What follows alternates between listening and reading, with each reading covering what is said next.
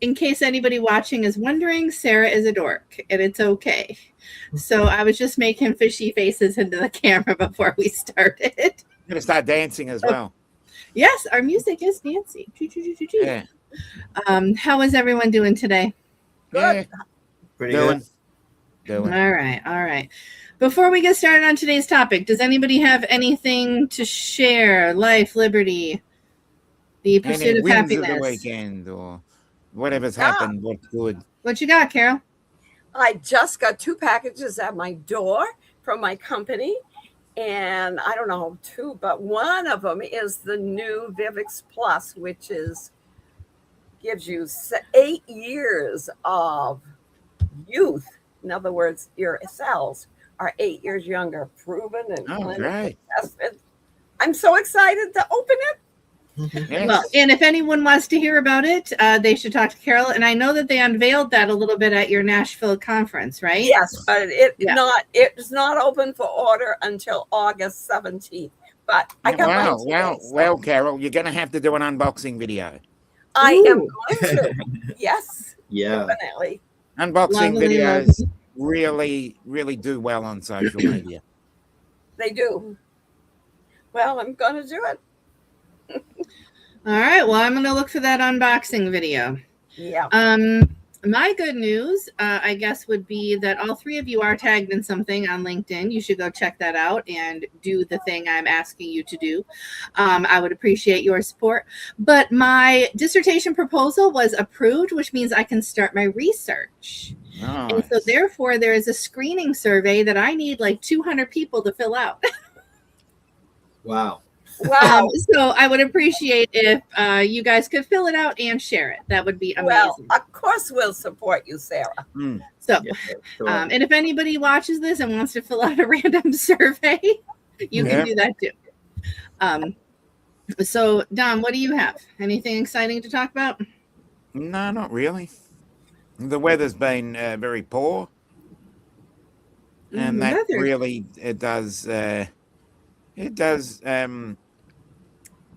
the mood down, let's say. Yeah. And Forrest said it was thunder and lightning over by him. Yeah, it's really acting up out there. Like Nice. this just started instantly. If it gets too bad and you have to go, just tell us quick and we'll understand. Well, the only reason I would have to go is if there was a lightning strike and the electricity went out. Right. Oh, That'd be it. interesting. The city of New York hasn't had a tornado hit in a hot minute, so I think you're fine. Yeah. Yeah, no, I'm not worried about that. Pretty safe. Unlike Florida, if you wait a day, you get a tornado or a hurricane, so you're fine. Yeah, we had our storm already today. There you go. Hello to who's Cool Cat again? I forgot his first name. Michael, otherwise known as Mr. Kitty from the UK. Okay. Hey, All right.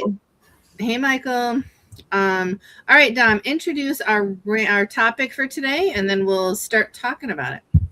Okay, what I'll do is I'll give you the idea, and then I'll simplify it for everybody to understand.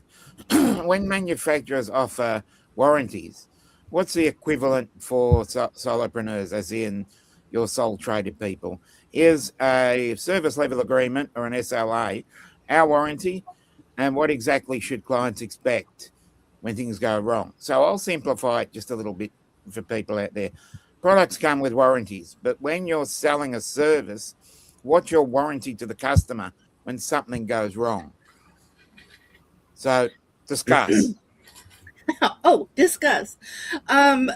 Well, when I was thinking about this topic, because you threw out this topic yesterday. Oh, actually.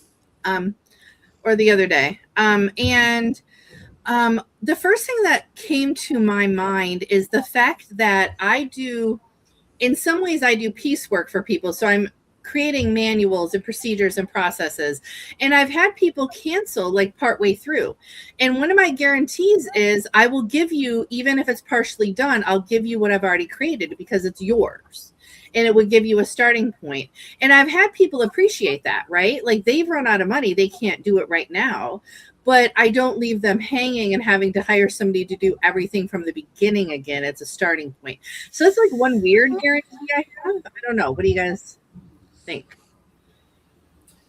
The guarantees I've done in the past, and I don't put this on everything because a lot of the work I do is heavily front loaded.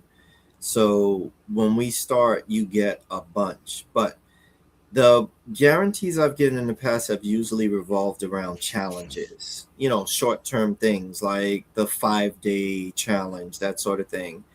If at the end of the 5 days you feel like you haven't gotten your money's worth Sure. times X, then I'll be happy to refund your money. Okay. Never had anybody call on that because it's laid out what we're going to accomplish, and I always deliver that, and that's it. The next tier would have to be maybe like a 30-day. I will require you at that point to turn in evidence that you did the assignments over the 4 weeks and that you filled out the workbook. That Because if you didn't do your side, yeah, I can't. exactly. Right. I can't just refund money because you decided I don't feel like doing this. You have to give some demonstration that you tried it and it didn't work for you, and then okay, that's on me. I'll give you And your that's money very back. fair. Mhm. Well, and I see that because I wasn't thinking along that route, but yeah, there's been times that people haven't taken my advice or skewed Mhm. my advice to fit what they think. And like, that's not my problem. Right. You know what I mean? Like, if I give you HR advice or advice on how to handle a problem in your business and you do the exact opposite or even partially the exact opposite, Mhm. is that my fault? No. And yeah, I hadn't really thought of it like that. I was more like the actual tangible things I give to people, because usually I do like 90-day things where I do this in month 1 and we build on that and do these policies and procedures in 2, and then in the end they have all the things they need. And sometimes people just get to month 2 or 3 and they're like, we thought we were further along, we're not ready for this, whatever the case is. And therefore I just give them the things I've already created. I like Forrest's idea that he says, well, give reason. Why didn't this help you? I mean, Yeah. he just doesn't say, it didn't work for me. That's it. He has them write a thing. In my business, it's totally different because I have 2 businesses. And my products, my company handles it. And I don't even need to ask them what happened. But I usually do, and they're usually very good with me. And it's happened only once to the same person twice. You think I would learn and not sell it to her again, but she just wanted her money back. I don't know that she took it, but anyway, since they handle it. But in my own dowsing business where I give classes and things like that, they can get their money back. It's written in there. If they take the class, it isn't what they wanted, and they're not happy with it, then they can get their money back. So, how much do you charge for a class, or is it like? Well, some are $39. Well, they were live at once, and then they're put into a MF4 so that they can buy the class. And some of them, they all come with a whole bunch of paper charts that they can actually use. So they get more than just the class. And some of them have just 4 or 5 charts, and some may have 15. And so there's a difference in $69 for some, $39 for some.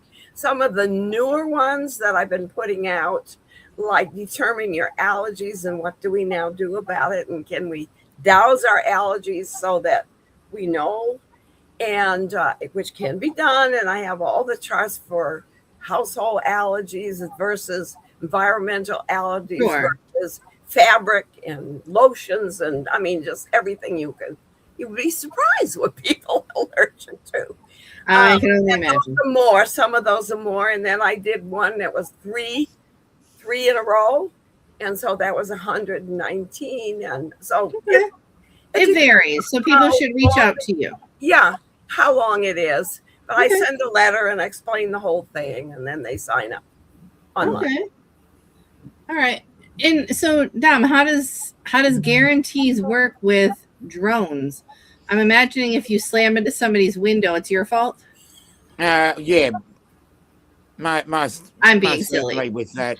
But That's from my point of view, in terms of a service level agreement, it'd be more that, whatever was agreed upon in terms of how many photos, videos, or what the terminology was used. And if it's not up to scratch or it's not necessarily what they wanted, then I would just go back and redo it. Sure. Right. It's more, if it slams into something, it's more, an occupational health and safety issue, and it would go to what the insurance company would do, and the liability on my end is if it was caused by me. Yeah. Then the situation does look at the whole process, and also on top of that, I do have a hull replacement because I pay for the sort of like the insurance on the actual. It depends on if anything was damaged, and if the only thing was damaged was my craft, then I have to put it in and put a claim in. So, really quick question, like about your photos. So, and I'm going back to, I recently had a child graduate high school and senior pictures, right? I don't know if that's a thing in other countries, but it is here. So, when we got the proofs to choose, like the pictures we want, right? There were like, I don't know, 30 pictures that were taken. Yeah. And they come with a big watermark on them. So when you send the pictures to people for them to say, yeah, those are good enough, or those are what we wanted, do you send them with watermarks to guarantee that they don't use them? Yeah, that would be the case, yes. Okay. I didn't know for sure how that worked, if it was the same concept, because I think that's a level of a guarantee, right? And I've done that too with like HR manuals, right? Until they say it's final and I get the final payment, everything I send to them is a PDF with a big old huge watermark on it, right? They don't get to see Word documents. They don't get to see anything until and they have to send me their corrections in a different format or write on it if they print it out and scan it back or something. But I don't do shared documents because I've had people in the past that it's almost done and they're like, oh, I don't need this anymore. And they've stole a copy. Right? And I learned it once. I didn't have to do it twice shy. I learned the first time that I want to trust people, but you can't, right? And I know some things for us that you send out are meant to be like theirs forever, right? They do the initial payment, it's theirs forever. If they use it, they use it. If they don't, they don't. But for me, it's a little bit different, right? Like I'm creating it with them over the course of time. And whether that's a week or a month or whatever, I don't want them taking it before it's completely done. How would you even write up your guarantee for that? Even, I mean, you and I think Dominic too. What do you say to them if you're not happy, or what? No, in this case, they just don't get it. So, so every version I give them is a PDF with a watermark, so they will never be able to use it unless, I guess, they could take the time and retype the whole thing. Right. If you're that dedicated, feel free, because most HR manuals are like 60 to 80 pages, you know what I mean, with sections and things. Feel free to retype it and take your time. But I don't add that to my guarantee. My contract, which I have with a client consultant contract, has a few guarantees, like even if it's partially created, I will give it to you and things like that if you're up to date on your payments and stuff like that. But I guess that's a question. Do you, maybe not Carol, but do the rest of you have agreements with your clients, or is it the payment is the agreement? No, I do a combination of both. I will send the agreement with the payment link, and I write payment represents acceptance of these terms. Oh, got it. So perfect. Yeah. By paying, you indicate that you accept the terms, and that's it. I love it. I love That's great. Good idea. Mm-hmm. Yeah. 4 years. Go ahead. I mean, I ran into the situation with that Sarah has run into where people will just try to beat you. And I learned, once bitten, twice shy, like you said, like you're not going to get me again. Right. So that's when I instituted, no, you must pay me first. Yeah. And there's just no exceptions. No, we're on net 30, figure it out. Do you know PayPal takes payments now?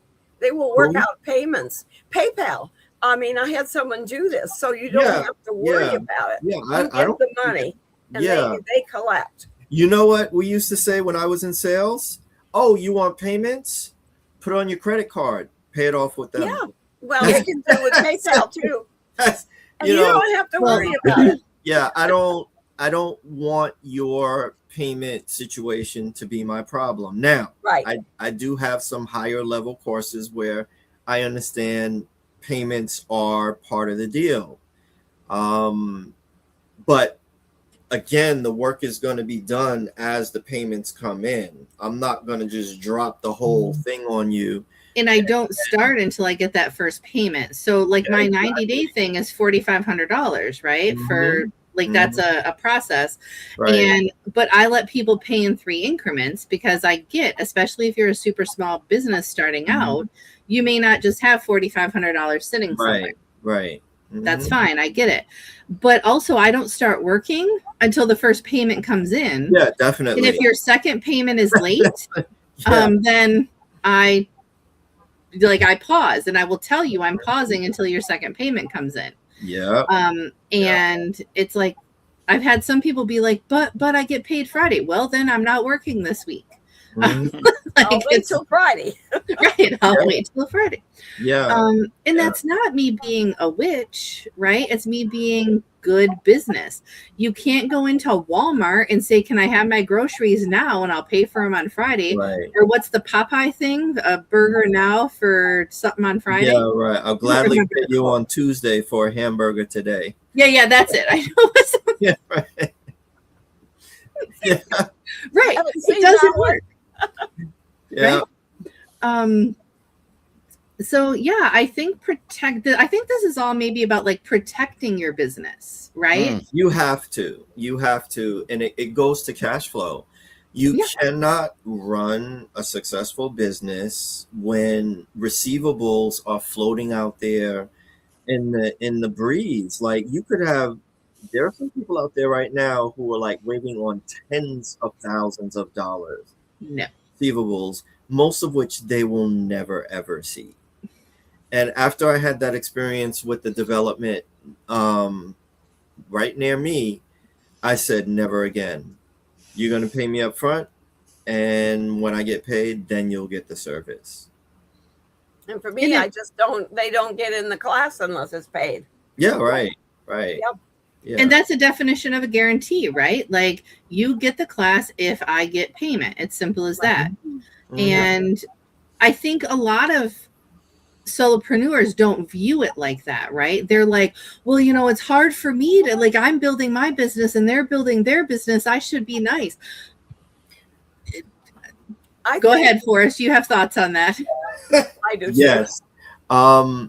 This brings to mind a podcast that I was listening to very recently. And it was Myron Golden. Mm-hmm. And he said, and he's not the only one who ever said this, he said, why would anybody pay you if you've never paid anybody? So what he's saying is like, you're going out there and you're charging $5,000. Have you ever paid $5,000 for something with another person? Or are you always coming up with excuses like, well, see, what had happened was, and the way my account is set up, and I don't get paid until blah blah blah. No, it the way you purchase is Yeah. the way you receive. So if you've never committed yourself to that level of investment, then why would anybody pay you? It comes across. Hmm. It just comes across. So you've got to be able to say your number with confidence and then shut up and then wait for them to I remember when I was charging, like, oh God, I must have been charging like $197. And then one day this woman who was much further along than me said to me, Forrest, you've got to charge a lot more. And so I sat down, I thought about it, and I said, okay, I'm gonna do $5,000. And he asked me how much. I just said the number and I shut up, which is what they teach you in sales. Yeah. He who speaks last owns the product. So I said $5,000, and then he stopped and he thought for a second, and he said, do you take American Express? And I had to contain the explosion going on inside me when he said that. And I said, yeah, of course. And I processed it, got the money, and I was like, this thing works. and that was it. So now I'm second guessing my life, and I need to go into my invoicing thing. Do I take Amex? I don't even know. I know I take Visa and MasterCard. You better. I'm sure I do. I've never said somebody say, do you take Amex? Because a lot of us entrepreneurs don't like to, because the fee is so high on it. It is, but enough paying Visa and MasterCard. Amex is much higher. But here's the thing: if somebody's gonna pay $5,000 up front, I'll take whatever the definitely. That's a whole different concept than somebody paying $100 and you're paying 12. Yeah, that's a whole different. Yeah, definitely. Game plan. Dominic, how does your like sales guarantees? Like how does somebody like reach out to you? Is there a contract? Is there a payment link? Oh, it basically would be as I said, an SLA, service level agreement, and it depends on the terms of it. If it's a one-off, a monthly, or a yearly. Okay. So yearly would be like the weatherman or the weather woman that uses your photos, like they would contract you to give photos all the time? No, that's actually just that is just what do I say? Not a random thing, but it's. Wait, did you get paid for that photo, or she just borrowed it? No, that's all voluntary. That one. Oh, okay. That's a voluntary one. Hey, it was good press though to see your name up there, right? Yeah, it was actually. Exactly. I was really happy that I got chosen. So it's something that when someone sees your work and they can do that, it must mean you're doing something right. Well, and I think that leads to a conversation of when do you give away something for free, right? And so, yeah, to be your name up behind the weather woman, right, is great press, right? A couple of weeks ago, I did a conference where my hotel, my food, my travel, all of that was paid for, and all of that was taken care of, but I didn't get paid to actually present. But I walked away with a list of 80 people that were in my sessions at a nonprofit conference that I can now reach out to. Yeah. To me, that was worth my time, right? It was worth not being paid for that conference to get that list, right? Yeah. So when is it worth it to give away something for free? I mean, I know what my especially if you give you visibility. Say that again. I would say if it gives visibility. Okay. Yeah, I thought you said disability at first, and I was very confused. I was like, what does Visibility. disability have to do with it? I mean, I guess I should maybe That's give other away free to problems. disability. But Yeah, okay, that's other problems. sorry. But Go ahead, I Carol. think especially if your expenses are paid to go somewhere, Yes, I think, and you get the visibility from it, and I think that's because you're not necessarily paying for it, so you're not necessarily getting the money back. side note, really quick thing of something that wasn't covered. So the hotel I was at was kind of a bougie hotel. Okay. And so they had a little area that you could buy, you know, chips and sodas and things, but it had like a million cameras and no humans. So you put your credit card there and it automatically holds $10. You go in, and when you take things off the shelf and you walk out with it, it charges your card. And so I tried it once and bought an $8 bag of chips that were not worth it completely for $8. No, it was a regular size bag of chips, right? Like normally A bag of air. $4, but it was still double the cost. Yeah. But it was funny and an interesting thing. And I have a picture because my daughter was with me. So she's like taking pictures. She presented with me of me with all these cameras on me. She's like, you're on some FBI watch list now. I'm like, I already am. It's okay. So anyways, it was funny. $8 bag of chips was not covered. Yeah. But everything else was. Right. That's mini bar prices. It really was. It really was. Yeah. Sorry, I digressed. Back to giving away things for free. Yeah, I agree with you guys on that.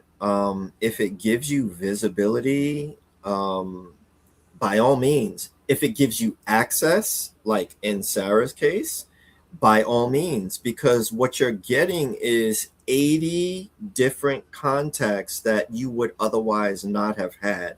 That's a valuable list. I'll take 80 contacts, not just nobodies who are just like, you know, freeple who are just coming there for the free food and snacks, but people who are likely clients. Yeah, all day, every day. They signed up for my sessions. They engaged in my sessions. You know what I mean? And they took the time to put their name on the sign-in sheet. Right? Because that wasn't required. It was a wish and a hope that you signed. That's how you got the names? Yeah. Yeah. I have the names. Yep. Yeah. Okay. Well, I give talks, dowsing talks all the time. And I do them for free. People call me, and the dowsing group of Texas just had me on their national thing that they do every month. And I do it because of the visibility, like you went to your conference. Yeah. And sure enough, a horde of people got in touch with me after, and I was selling my book like crazy. Love it. And, yeah. So that's why I do that for the visibility. And I think that we all have to do some of that in order to get seen. Oh, I like what she says. And they always, when you do something for free, usually they allow you to say she owns it, or they will do it for you, a business, and this is what she does. And you have an opportunity to say, well, I just wrote a book about dowsing your health, and you can find out what's wrong with yourself, and you can find out what supplements you need, or what herbs, or what doctor you need to go. But the word of mouth is the key right there, right? It is. And that it is. If people like it and people are actually followed up with afterwards, right? You can't just get a list and not do anything with it. When my first book came out, I was selling it for $38. Sure. And after I gave a talk, I sold over $2,000 worth of my book just from my talk. Nice. And so I was pretty excited. And so it's worth me to go and talk. But I wanted to go back to something you said earlier. Sure. I think lots of times people don't know their own worth. Yeah. And so Boris and I have talked about that a few times. You pay $5,000 for something. You know, they start a business and they do everything I did this. And there comes a point when someone says to you, you're worth more than that, Forrest. Why are you charging so little? And someone did that to me. She said to me, how many dowsers are there in the state of New Hampshire? I said I could count them on one hand. She says, you could count them on one hand, and you're charging $50 to douse a well? Mm. I bet it costs you more than that to get there and back and all. I said, yeah. Well, Mm. and she says, Carol, you should be charging $250 at least. Mm. Sure. So I changed my price overnight, and I charged $250. Now, this is years ago. And the first client I got, they hemmed and hawed around, and they didn't do it. I said, I'm holding. I don't care. I had too many. Mm-hmm. Calling me too often. No wonder. I mean, I was practically giving it away. Yeah. Because I didn't know my worth. And, Mhm. and a lot of you out there listening, you don't know your worth either. Mm-hmm. And so I held on to my price. If that first person, you were lucky, they gave you credit card. Doesn't always happen. Sometimes you have to wait for 2 or 3. And that's what I had to do. And about the third person said, when can you come? Yeah. Yeah. Mm-hmm. And then for clearing a house, $300. But one lady wanted me to clear her business, and she had all these electric wires going all over the place, energy going everywhere where it shouldn't, affecting her, and her business failed. And I charged her $1,000, and she didn't even bat an eyelash. Mm-hmm. She just wrote me a check. Right. So I think that once you realize that you have something special, Sarah, Dominic, nobody can do what you do. Forrest, you are the best person to get people organized and with their life and their money. And I have something that people need too. So we all have something. Do we know our worth? It takes Probably a while, not. I think, to learn. I think we all do here, but a Yeah. lot of people don't. It takes time, and as you go to the next level and you get comfortable with that, then you take it to the next level. You take it to the next level. Look, groceries, gas, mortgages, houses, cars, everything gets more expensive. Why shouldn't you?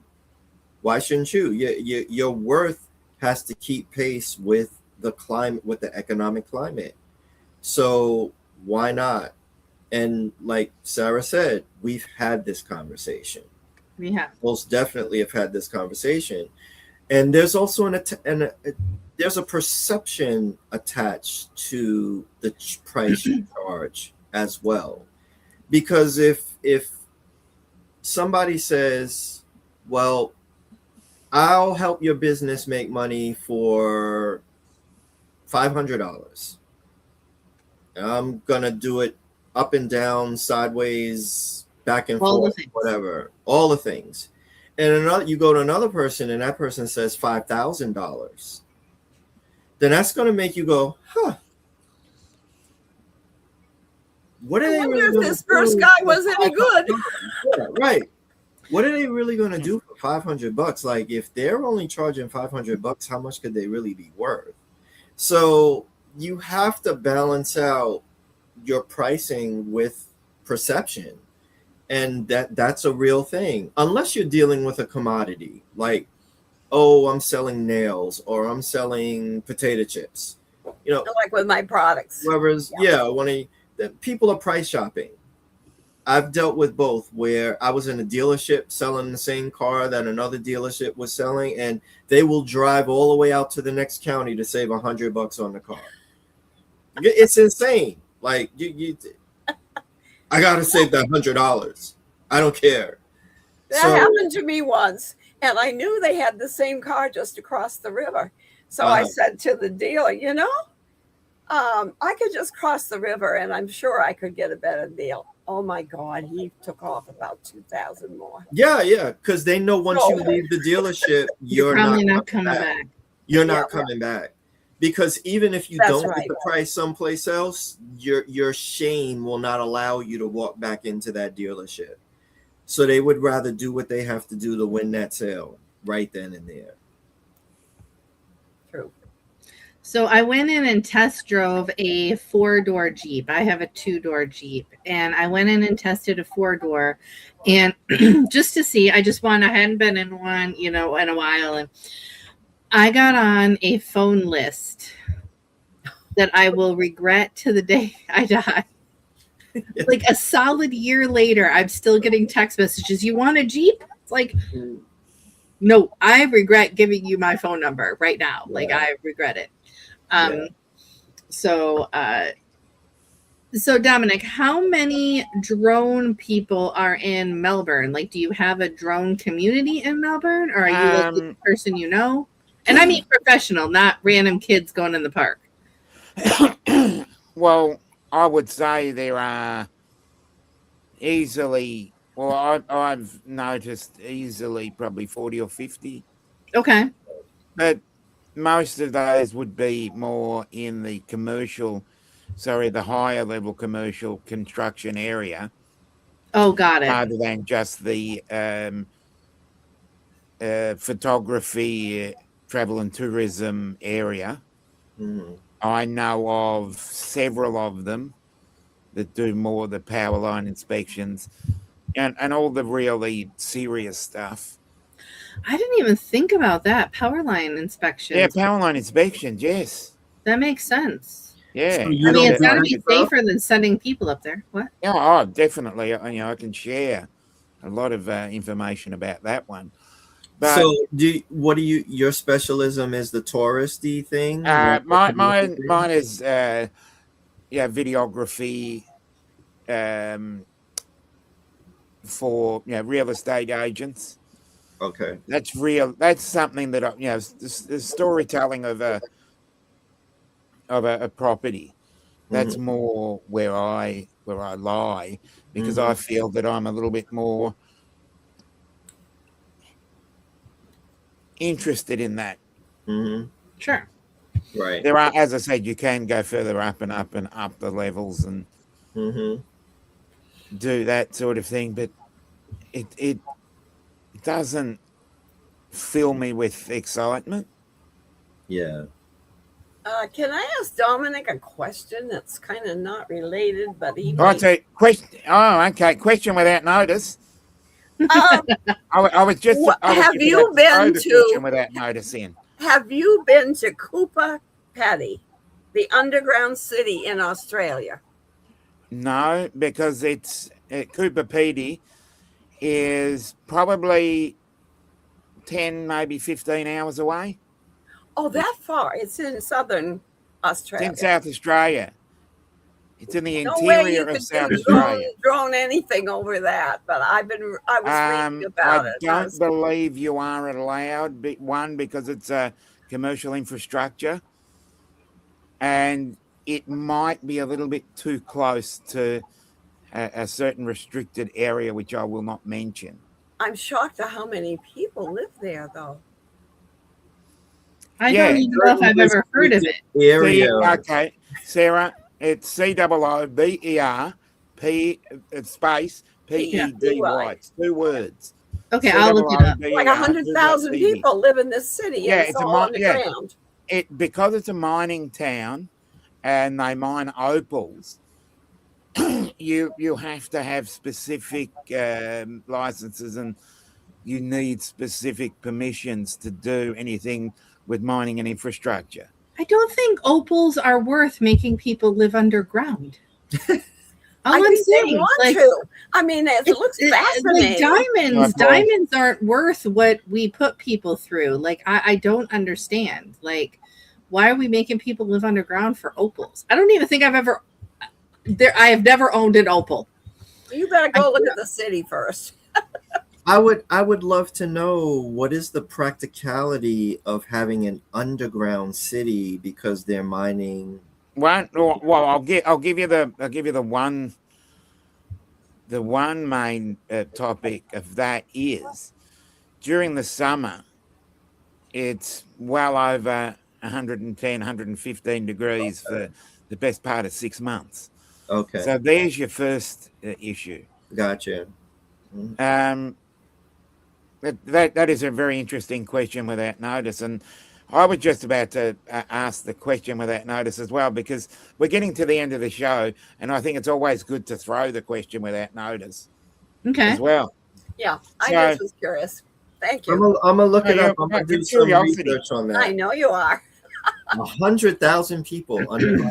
Wow. Yeah, know. it is a great curiosity, and it is a great discussion. There are I could go through many I could go through many places in Australia that have some really strange stories attached to them, but that's certainly for another day. Yeah. But from my point of view, I do like to ask the question without notice, and well done, Carol, because it's given us something else to talk about. Mhm. But when I look at it, the main thing I was going to do was just basically ask it if you've ever met the people that you've done business with, but if they ever met someone else, would they have notes on you? And what's the one thing they'd all agree on? I think everyone for me would agree that Sarah's a little quirky because every time I do presentations or I'm in, number one, Harry travels with me. So I don't know if you guys have ever met Harry, but Harry is my, like basically psychological safety bear. He gives hugs to people when they need it. He's traveled to disaster zones with me, and he goes everywhere. He's hooked to my bag. He sits on a table, and most people think I'm a little bit crazy because I'm a grown adult carrying around a support bear. But usually it's not for me. It's usually for people that I'm trying to tell them something they're doing wrong, and I give it to them to hold while I tell them they're doing things wrong. So it's a sign that you've got something to say. Yes, if Sarah ever hands you the bear, you're probably ready for a harsh conversation about your HR and or leadership skills. Okay. So just throwing it out there. All right. So they would all agree Sarah's a little book quirky. about the comfort bear. So Yeah, I remember that, Paul. He's got a bear. I love that your secretary is a cat. I love the. Anyway, so what would people say about you, Forrest? If all your people could be surveyed, what would be the common denominator? I've always over the years gotten the feedback that I'm an excellent teacher. So I will agree with that. that's I guess that's my claim to fame. I agree with that. You explain things in a way that makes hard topics easy to understand, and not many people are good at Great too. So, Well, thank you. all right, Carol, what would people say about you? You should call Carol because she can really help you if you've got any kind of physical problems. And she's a great teacher too, because that's what they say. And I do get most of my business is by referrals. Right. So that says a lot.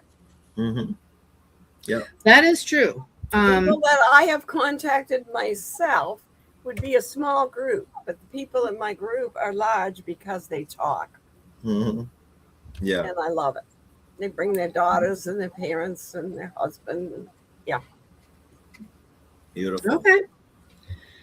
All right, Dom, what would they say about you? Or should I ask the people in the comments what they would say about you, Dom? Well, I would think most people would say that I'm passionate. I think that is true. That's a fit. That's I a do it with such. I do it with such. Not passion. I do it with. I have so much enthusiasm sometimes with something. Apparently, he's bald as well. Okay. Yeah. Paul is too, yeah. So, good old bald. I think, as I said, I think the one thing that really, passion and consistency, I think is another one, because I'm just always there. If someone tells me to do something, or I just rock up to events. Sure. Okay. Cool. All right. So, do your closeout, Dom. Well, I've got to. We've always got to do our mental health discussion. Mental health struggles are not always visible. They can look like exhaustion, isolation, lost interest, or smiling while carrying a private storm. Talking does not fix everything, but silence often makes it heavier. Check in on people, speak honestly, seek support. Your mind deserves care, not performance. And I'm being serious when I say that. I usually am a bit of a joker, but no, No, it's seriously. definitely true. Seriously. Yes. You have to check in on people. Maybe just a text message or private, just any form of message. Just send, how's it going? And just And actually listen and read. Mm-hmm. yeah, Because yeah, that's the other thing. Just asking and then walking away is not what needs to happen either. I agree, Dom. Right. yeah. Very important to be a Mhm. good listener. There's a word from Paul, and I thank you. What do you mean you have no idea what's going on? And I thank you for those kind words, Paul. And just before we go, any other last thoughts? No, I don't think so. You can round us out. I know you have a plan. Well, I'm going to make a comment about acupuncture. Okay. Acupuncture is a jab well done. That's the point of it. And everyone, have a great week. We will be back on the same bat channel next week. Same bat channel next week. Bye, everyone. All right. Bye.